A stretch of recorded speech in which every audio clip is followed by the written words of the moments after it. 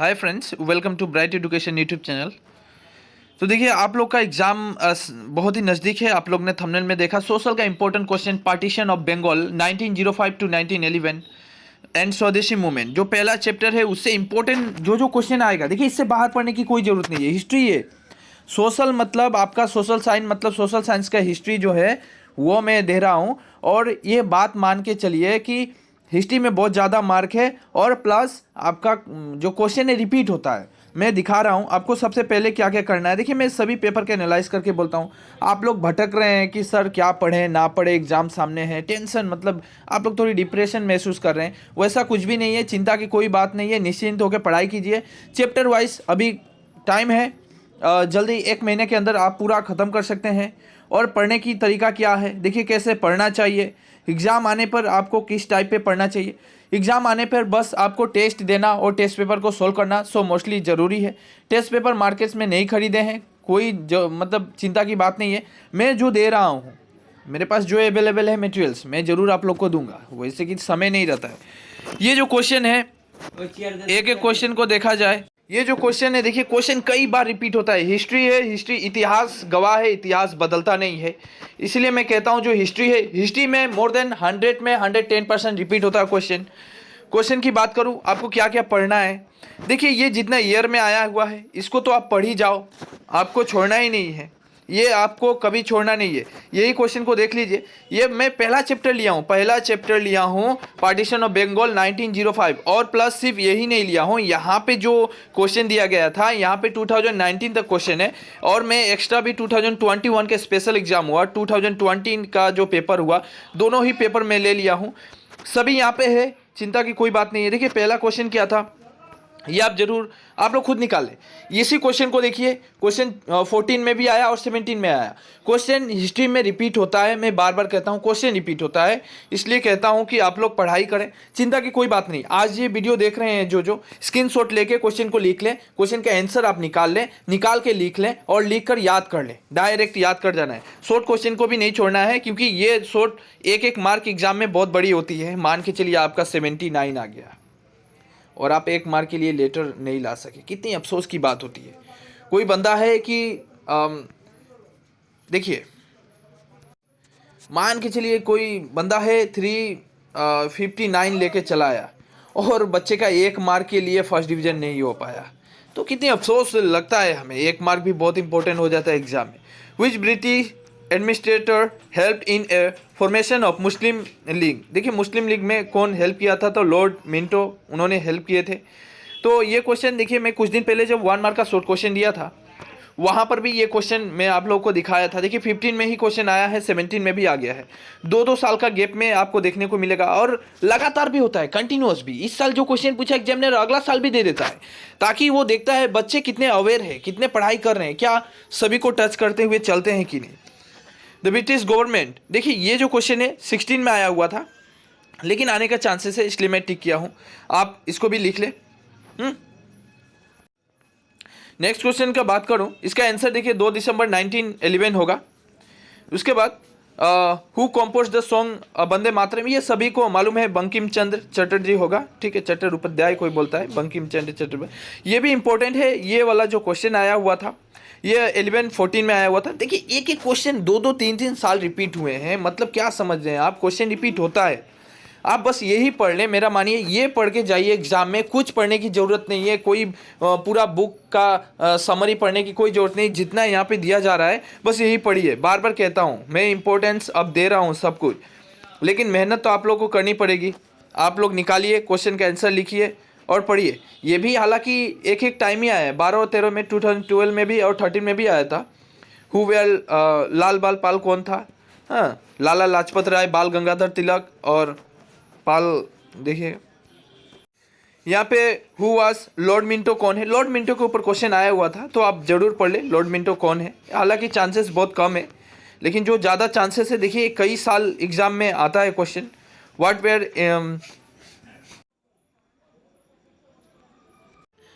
देखिए what were the initial programmes of a agitation of the partition of Bengal. ये 16-17 में है, क्वेश्चन को लिख लीजिए, पढ़ लीजिए।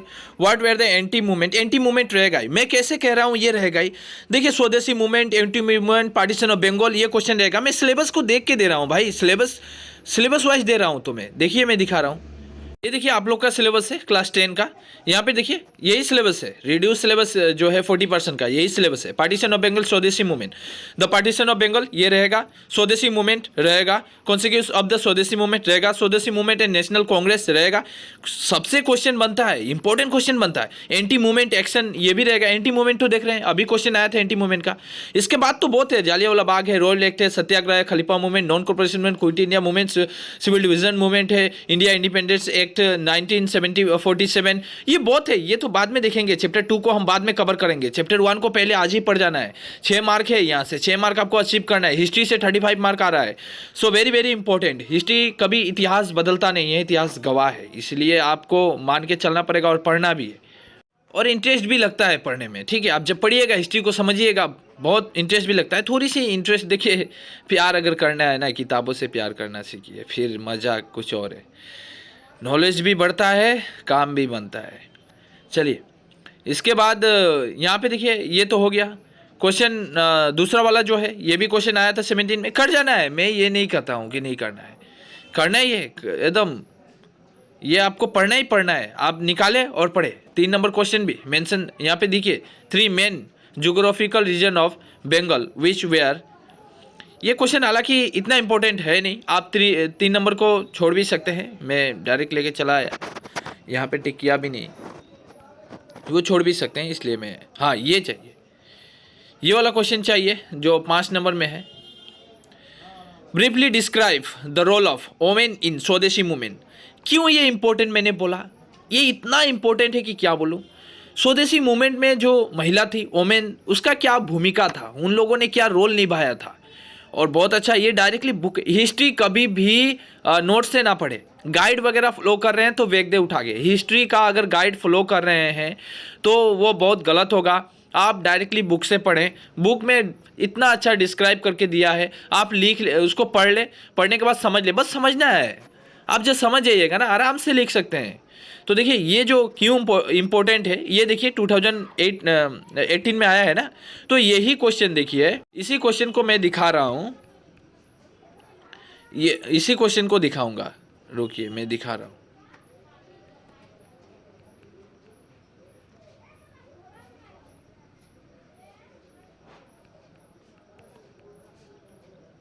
ये देखिए, ये क्वेश्चन देखिए आया है ना, ये 2020 के एग्जाम में यही क्वेश्चन देखिए, ये पेपर जो दिखा रहा हूँ 2020 का है।